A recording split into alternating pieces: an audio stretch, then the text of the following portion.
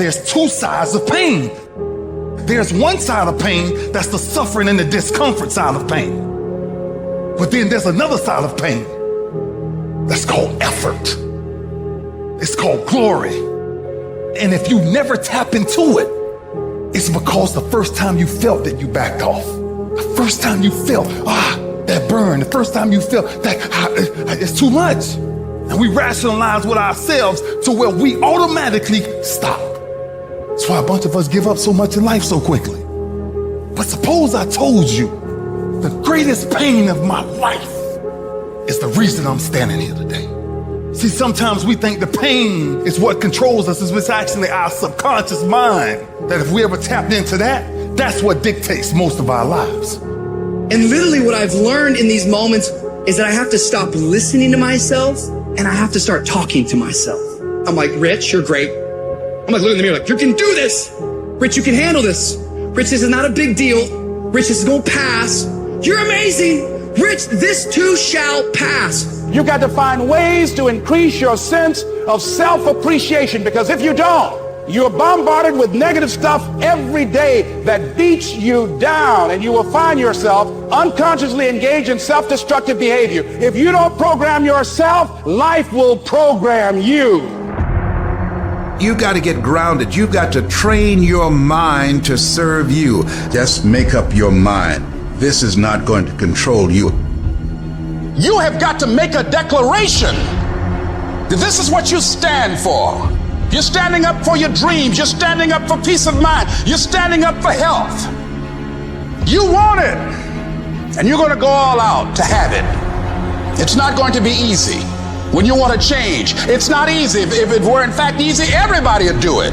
But if you're serious, you'll go all out and say, in spite of this, I'm in control here. I'm going to turn this situation around. I'm not going to sit back and moan and cry over what happened and what went wrong and who did what. I'm going to do something about this situation. When God gives you a dream, the dream will always be tested. The pressure in your life right now has a purpose. It's not crushing you. It's pushing what's on the inside of you out. It shows you who you are. It's a dog fight. It hadn't been easy. It's a dog fight. The road hadn't been success. Like it's just a paved road, and like each he go this way, it's been rough. It's been crooked. It's been hard. But I've made up in my mind that I will get a reward for the pain that I go through. I will not stop in the middle of the process. I will not be defeated. I will not be destroyed. I will take everything that happens in my life and I will allow the pain to push me to greatness. You will not break me. You will not stop me. You will not defeat me. The only way I lose is if I quit. It's going to be a dog fight. I choose to fight back. Life is rough. You can allow it to destroy you, or you can allow it to build you up. Draw the line, ladies and gentlemen, and just say enough is enough.